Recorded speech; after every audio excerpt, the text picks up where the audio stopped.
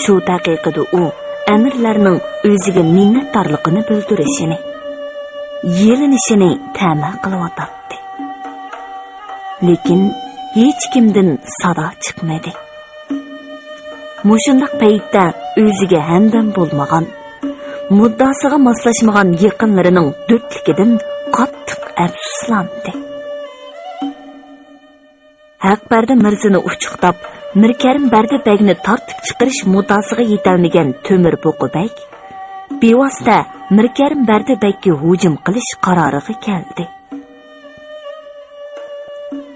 Sarkarda lashkarlarning ta'minotini ko'paytirish haqida xon oliylariga ma'lumot yo'llagan bo'lsaqmi, xazina yildan yilga quruqlanib kelayotgan bo'lg'achqa oliylari sukut qilishga majbur bo'lyotdi, dedi u asli muddasiga yiqilishga tirishib.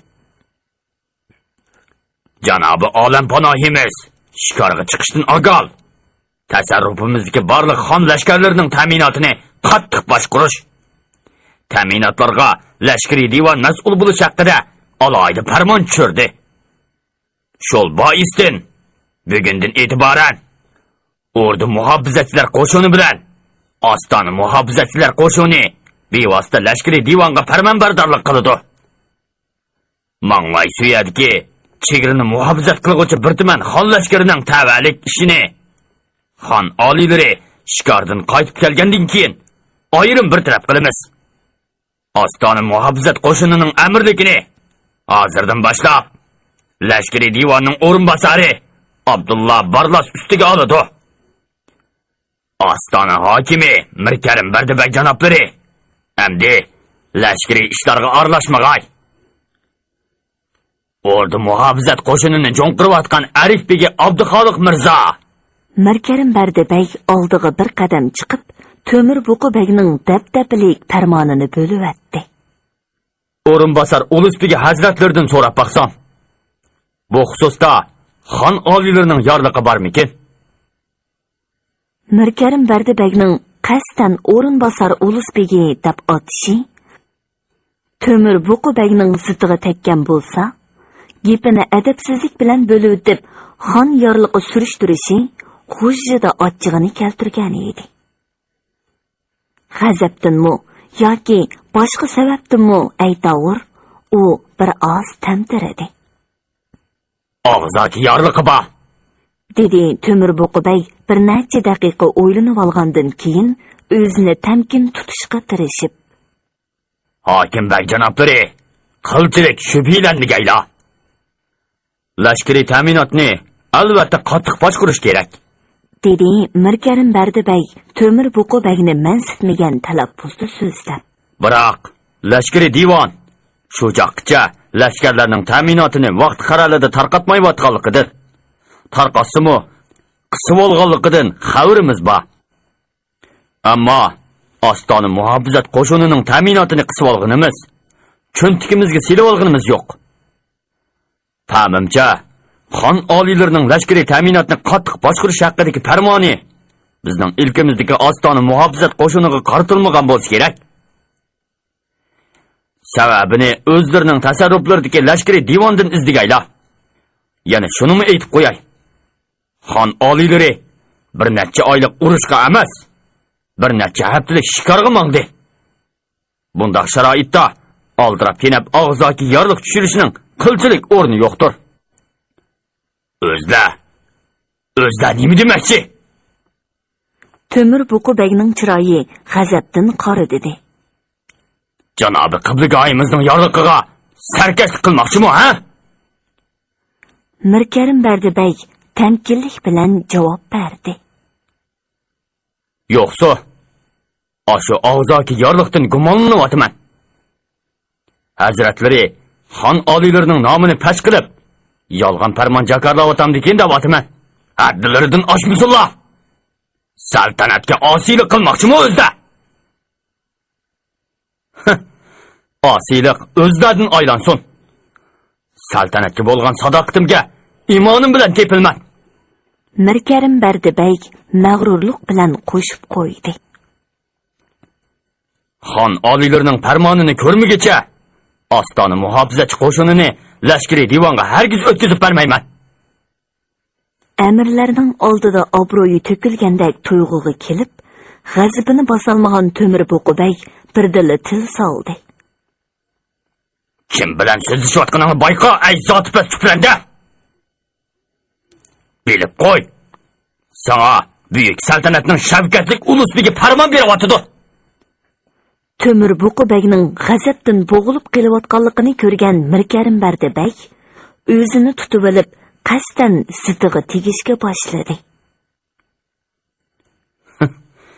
Ulusbegi? Qaysi ulusbegini deydilar taqsir? Mirkarim Bardibay atrofiga oldirmay nazar tashlavatgandan keyin Temur Buqubayga yuzlandi. Bo'ldargohda Shavkatlik ulusbegi Mir Muhammad Shoh hazratlarini ajabman ko'rmayapman-ku. O'zlarini ko'zda tutyapamdilar. Gapni o'zda bayqaproq qilsalar bo'larmikin? Ezib qopdilar. O'zlar degan ulusbegi emas. Ulusbegining o'rinbosari. Ulusbegi bo'lishga layoqatlari hargiz to'shmaydi. Xon oliylariga qiynoti bo'lib eliblar. O'zgalarning zotini surishtirishdan uyalsalar. Bilishimcha, o'zlar ayni vaqtda marhum Shir Muhammadxon oliylarining sarvoz martabasiga odatga navkiri edilar. Shir, o'g'lon, bahodir, palvon deganda katta unvonlar bilan tortiqlanishmi? Ta bu kamgacha o'zlariga nisb bo'lmagan deyman. Mana bizga marhum Sulton Uvaysxon oliylari bahodirlik unvoni bergan. Temur Buqubay endi sukut qilib turaverishga bardoshlik berolmadi. Uning nazarida Mirkarim Bardibayning musha adabsizligilar uni darhol tutib zindonga silishga, hatto kallasini elishga to'liq bahona bo'la oladi. Sulton Eson Bug'oxonmi bu bahonani anglasa, Temur Buqubayni ayblab ketmaydi. O'zingga o'zing qilding badbaxt. Yavaşlık bilan Ostona muhofizatchilar qo'shinining amirligini topshirgan bo'lsang, balkim hokimlik mansubini saqlab qololganmi bo'lading. Endi mumkin emas. Paymoning bugun to'shqan o'xshaydi. Mening ulusbegi yoki o'rinbosar ishkanligimni hozir bilib qolasan. Mirkarim Bardibayning vujudini kuchli bir hayajon chulg'ib olgan edi. Adolatli Tangrim. Bu munofiq Temurbekning posiq oyig'ini o'rtaga ikkinchilab tasyanmaydigan qilishimga o'zing madad bergaysan. Xon oliylari bu gunohim uchun o'limga buyursimi mayli. Niyat qilgan ishkanman. Endi hargiz ikkilanmay. Qolgan ishlarni sening ilkingga topshirdim. Ajiling to'shdi Temurbek. Har qancha ko'rangmisan bekor. Janobi ko'makdoshlarim, g'ayratinglar sustab qolmag'ay. O'rdiga bo'ri misoli bekinib olgan ol yirtqichning adabini berayli. Mirg'azab! Temur Buqubay Shohnishinning naqshlik ishkiga qarab, g'azab bilan varqiradi. Biroq ishik tubida shabi yo'q edi. Temur Buqubayning vujudiga birdilla vahima o'lashdi. Jinining bericha yana bir qitim tovladi. Mirg'azab! Qaysing oba? Shohnishinning naqshlik ishigi yana jimjit edi. Odatda ishik tubida kech-kunduz farmon kutib turadigan jallodlarni shu daqiqada yer yutqandek qiladi. Temur Buqubayning yuragi sirqiradi. Tashvish, shubha chiqib turgan ko'zlarini bir necha yildan beri o'zi bir qo'lliq yetishtirib mansabga tayinlagan amir sarkardalarga tegdi. Tutinglar o'zini bilmagan, buni murtadni. qattiq ishongan amir sarkardalarning o'ziga mo'ldirlab qarg'anicha butda qetib turganini ko'rib, Temir Buqubagning put qo'lida jon qolmadi. Ha. Mirkarim Bardibagning tarafdorlari allaqachon u amirlarni orig'i ilib olgan bo'lib, o'tkir xanjarlarning muzdek sovuq uchini ularning beqiniga terab ulgurgan edi. Shohnishinga Ulus begidan boshqa amirlarning tig' ilib kirishi qattiq cheklanganligi uchun Mirkarim Bardibagning hamrohlari qo'yunlariga xanjar tiqilib kirgan. Ordu muhofizachilar qo'shinining yasovul amiri Abduxoliq Mirzo Shohnishinning yinidagi jallodlarni atdigandala qaytirib o'tgan edi. O'ziga qattiq ishongan Temirbagning bu ishlardan xabari yo'q edi.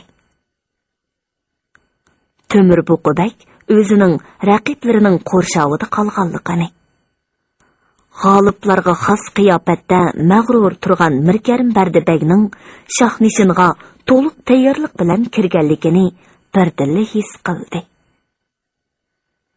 Orda yasovul amiri Abduxoliq Mirzoga umid bilan qaradi.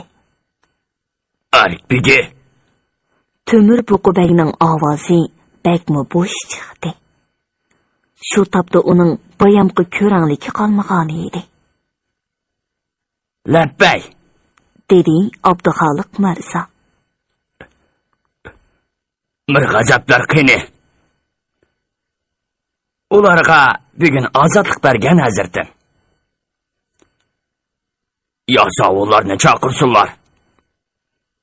Yasovullar nimaga hojat bo'lib qoldi-kin hazratim?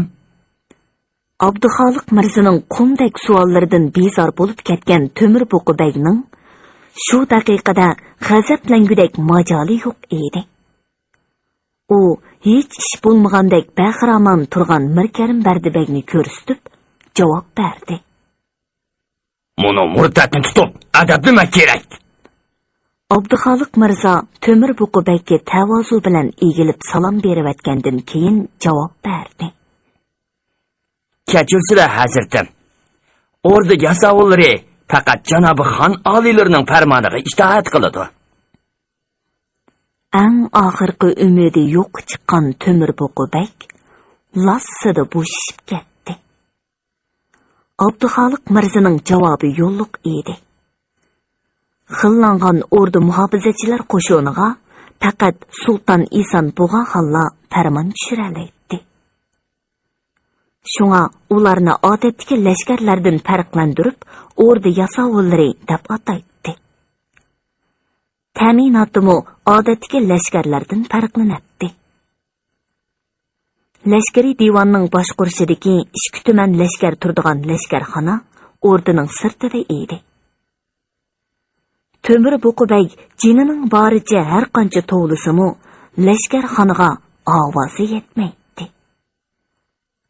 Og'zining shunchaki yeli bilan o'sha 2 tuman lashkarni sapras qila oladigan imtiyozi bor Temir Buqubag shu daqiqada o'zini to'lima ojiz his qildi. Mirkarim Bardibag qaqoqlab kulib o'tdi. Uning bu masxiralik kulkisi Temir Buqubagning yuragiga nashtardek sanjilib, jon-jinidan o'tib ketdi.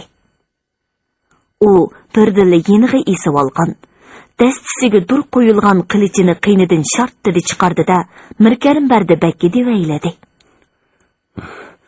Nimaga kulasan? Zuvonini o'chir, ay to'ng'iz! Temir Buqubag faqat o'zida qurol bor deb o'ylagan edi. Hozir uning asyodi Mirkarim Bardibagning kollisini elishda qolgan edi. Mirkarim Bardibag chaqmoq tezligida qo'ynidan xanjarni chiqarib, bo'yniga nishonlab chepilgan qilichni to'sdi. Qilich bilan xanjarning tegishidan chiqqan sado Shohnishinda jaranglab aks sado qaytardi. Mirkarim Bardibagning qo'lidagi xanjarni ko'rib, Temir Buqubagning yuragi jig'ildab, put qo'lida jon qolmadi.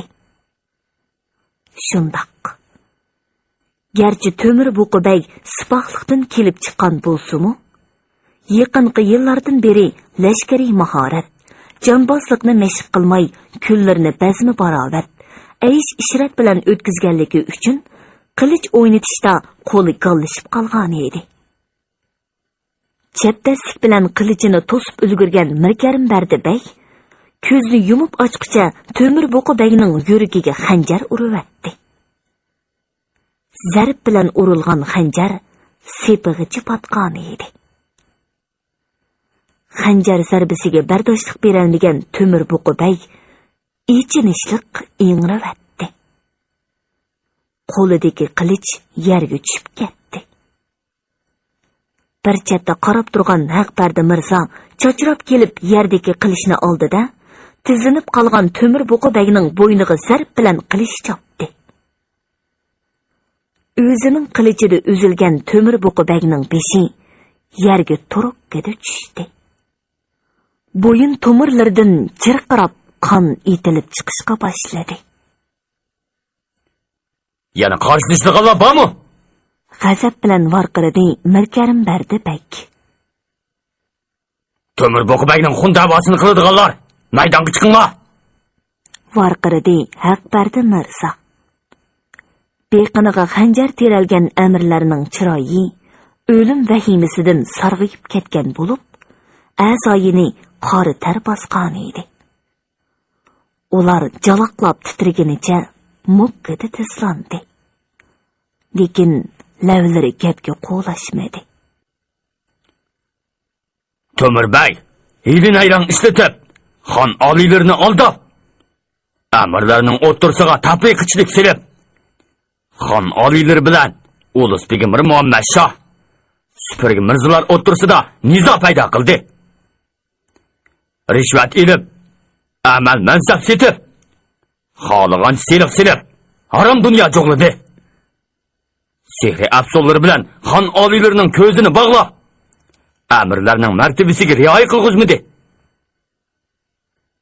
Ushbu sababdan ol riyokorning ko'zini yo'qotishga jur'at qildik, dedi Mirkarim Bardibay. Bu ish janobi amirlar bilan munosabatsiz. Har qanday oqibatga o'zim ega. Mana ham shu, dedi Haqbardi Mirzo. xon oliylari surishti qilsa, gunohni ikkimizdan gadiniga ortib qo'ysalar bo'ladi. Bu ishning vaboliga har birlarini zinhor chetib olmaymiz. Xon oliylari shikordan qaytib kelgicha Qozi Kalon Sulaymon Xo'ja hazratlar bilan Arifbegi Abduxoliq Mirza janoblari o'rda ishlariga muvakkal bo'lg'ay.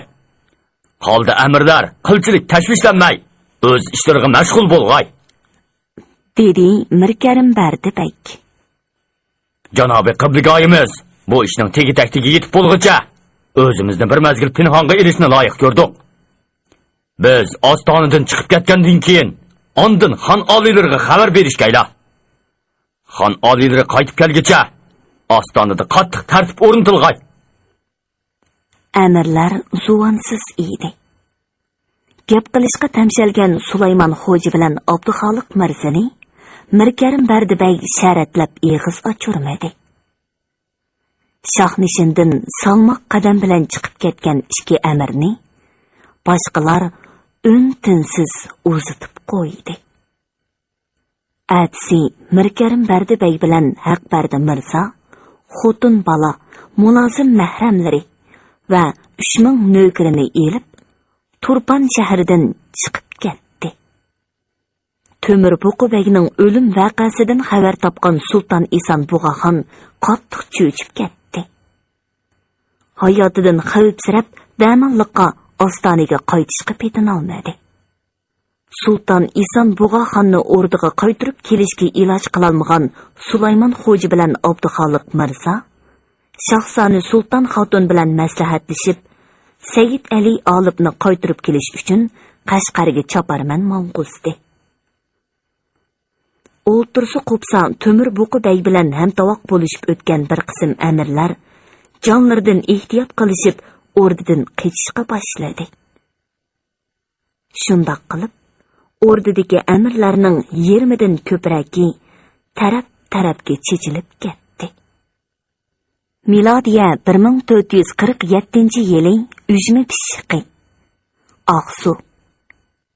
Ақсу daryosining bo'yidagi yayloqqa yuzlagan yipak chidirlar tikilgan bo'lib, chidirlarning ustiga qadalgan buyuk Mo'g'uliston bayroqlari to'mir cho'qqisidan asgan g'ur-g'ur shamolda larson lapildaydi.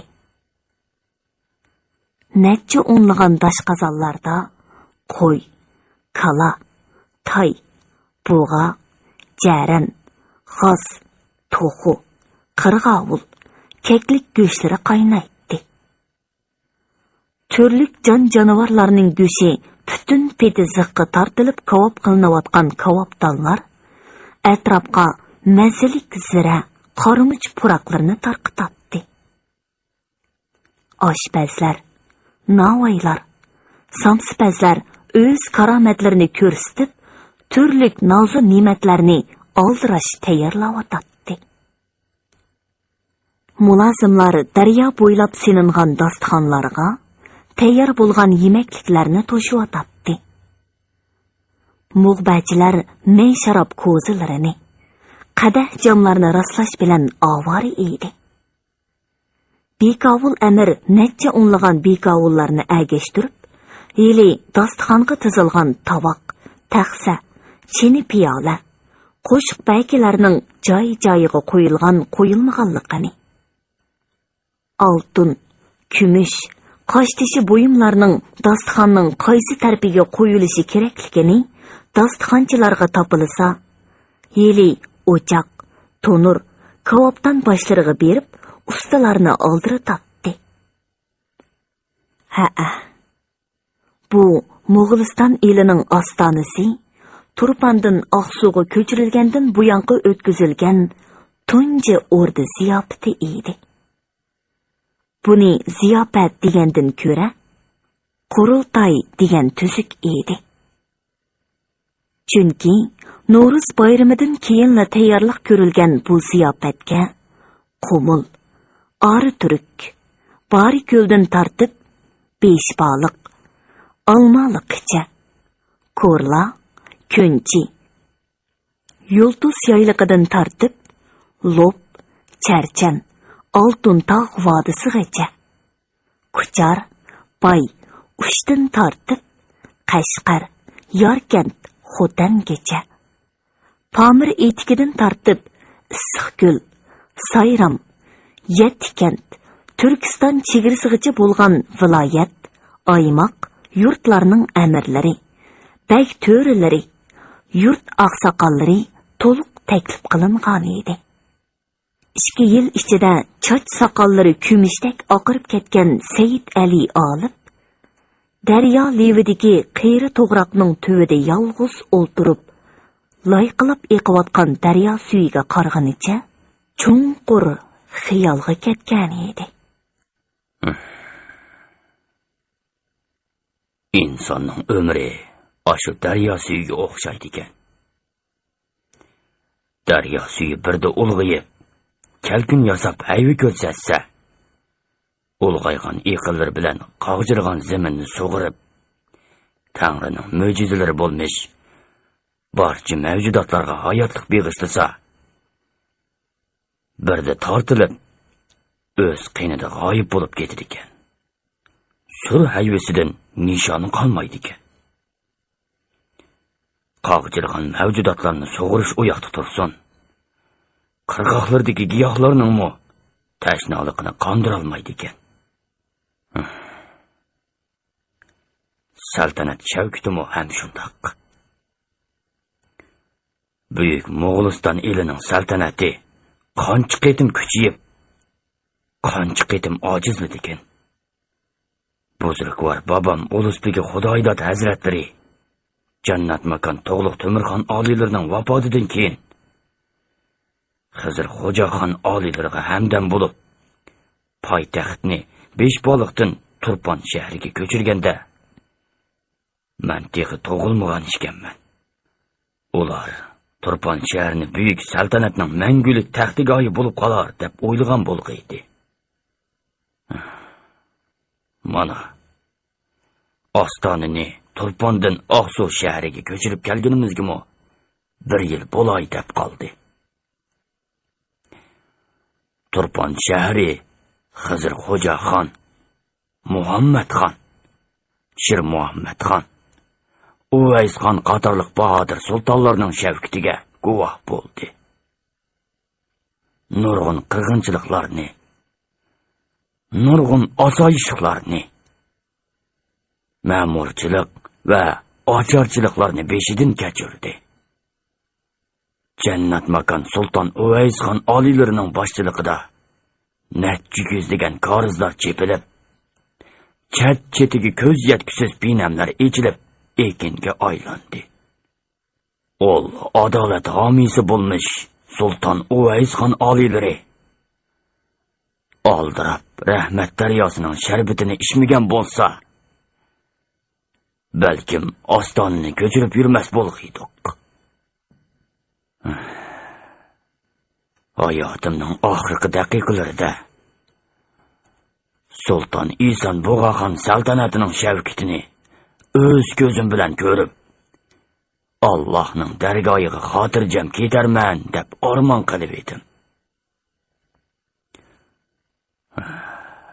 Qashqarni Mirza Ulug'bek tasarrufidan qaytirib olgan vaqtimda Tangrining oldida nafson so'zlagan bo'lg'aydimmikin tang. Ol shoni shavkatdan shapi bo'lish u yoqda tursin. Saltanat xarob bo'lg'ili, tas tamas qoldi. Amirlar o'rdini tashlab, taraf-tarafga chechilib ketdi. Har qaysi yurtlarda tafriqchilik bosh ko'tardi. Ilmu yaratgan egamning inoyati bor ekan. Bu xatarlik vaziyatni o'ngshab, barliq amir sarkardilarni saltanat taxti ostiga jam qilishga muvaffaq bo'ldim. Sulton Ison Bug'axon oliylari bu ochiq oqibatdan savoq olarmikin? Saltanatni qudrat topqizishga majoli yetarmikin? O'rdida yana bir To'mirbagning paydo bo'lishining oldini olarmikin? Daryo bir xil ritmda sharqiraydi. To'lqinlar qiyniga patmay qirg'oqlarga urilatdi. Said Ali Olibning xiyollari o'sha bang'ash daryo to'lqinlaridek tinchsiz edi. Sulaymon Xo'ja bilan Abduxoliq Mirza avatgan choparman Qashqarga kelib, o'rdida yuz bergan voqeani Said Ali Olibga yepidan yengisigacha yetkazdi. Kutmagan yerdan yuz bergan bu voqeadan Said Ali Olib qattiq cho'chidi. Shu kunila Qashqardagi bir tuman xon lashkaridan 5000 ni ayirib, Qashqarni sarkarda Olchinbekka topshirib, Turponga qarab yo'lga chiqdi. Qiyin onasi Sulton Xotun, tog'isi Mir Muhammad Shoh va Supurgi Mirza, Mir Karim Bardi beglarining orqa-orqadan yozgan maktublariga ancha e'tibor qilib ketmaganiga, To'mir Buqubekka ziyoda ishinib ketganiga, Sulton Ison Bug'axonga saltanatni o'ngchi tashlab berib kori bo'lmaganiga pushaymon qildi. U tog'isi Mir Muhammad Shohning Sulton Ison Bug'axondan ranjib, Otboshi qal'asiga yomonlab ketganidan xabarsiz qolganiga afsuslandi. Said Ali Olib sarkarda lashkarlarni yo'l bo'yi orom oldirmadi. Kucharda bir qaytim, Ko'rli Kunchi vodisida bir qaytim ot yengishlatdi.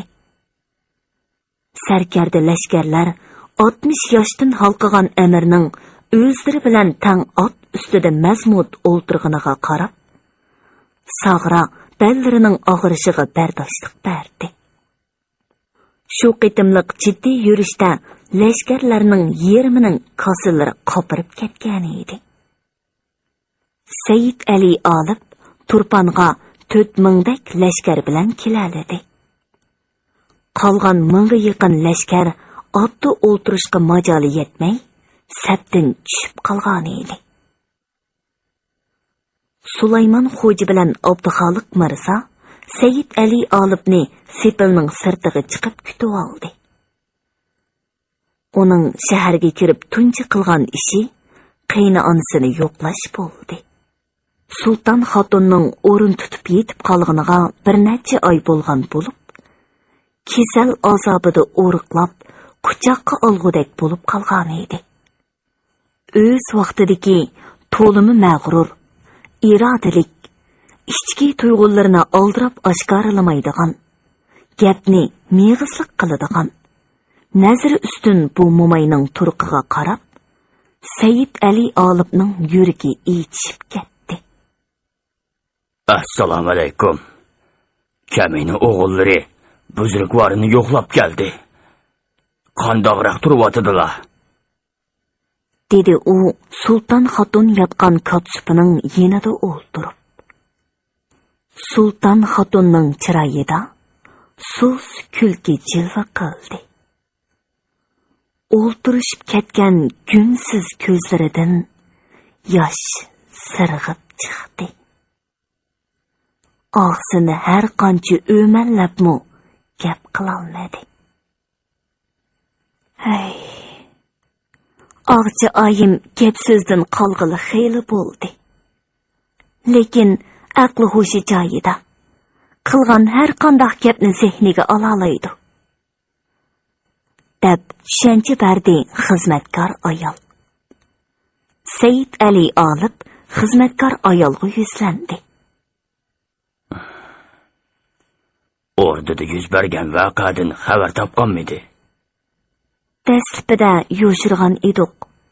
Keyin ko'ngli to'ydimikin yoki xizmatkorlar ehtiyotsizlik qilib yenida jo'ylib soldimikin bizdan so'rab turib oldi. Yana yo'shiraverishga jur'at qilolmay rost gapni aytdik. Shundan tartib gap so'zdan qoldi. Sayyid Ali Olib qayni onasiga nazarini og'dirdi. Mo'may o'rdadagi ishlardan xabarim bor deganni qilib, beshini bilinar bilinmas langshitdi. Xotirjam bo'lsalar buzrukvarim. Xon oliylarni nadim bo'lmasin izlab tepib, o'rdaga qaytirib kelaman. O'zimmi xon oliylarning yenidan endi hargiz ayrilmayman. Saltanat ishlaridan g'am qilmasalar. Sultan xotunning ko'zlari xushalliqdan chaqnab ketdi. Chiroyida xotirjam bo'lgandek alomat namoyon bo'ldi. Hayajonlandimi aytovur, tiniqi birdilla ittiklab ketdi. Tevibni chaqiringlar, dedi Sayyid Ali Olib jiddiylashib. Tevib Sultan xotunning tomirini tutib ko'rib, og'ziga ikki qo'shiq to'ri temitdi. Mo'may bir ozdan keyin asliga keldi. Bir nimalarni deb tovush chiqarib, o'ng qo'lining begiz barmog'i bilan so'l qo'lining olqiniga chechiladi. Qog'oz qalam so'rayotdi. Gap so'zdan qolgandan beri bizga xat yezib muddasini bildirib kelgan edi. Lekin 2 haftadan beri barmoqlarimni midirlatolmas bo'lib qolgan.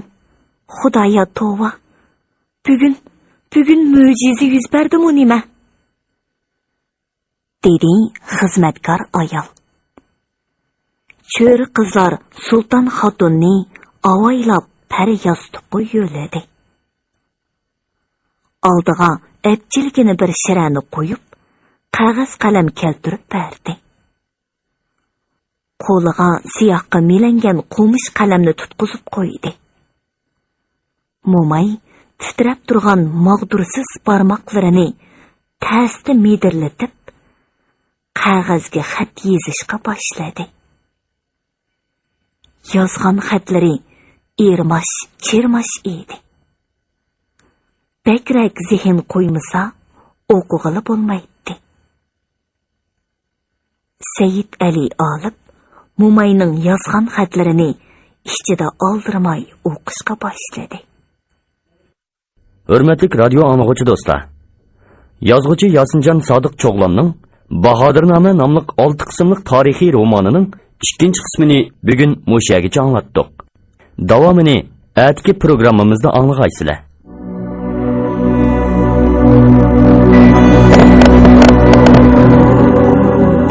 Buzruklarım! Tüvüp! Çakkam olsula! Çakkam olsula! Babayı buzruk bu yamanlap. Irak çekirdeki at başı kalesiga berib oldi. Gumon qilish kerak degani. Birovning o'rinsiz xushomadidan hazar aylamak kerak.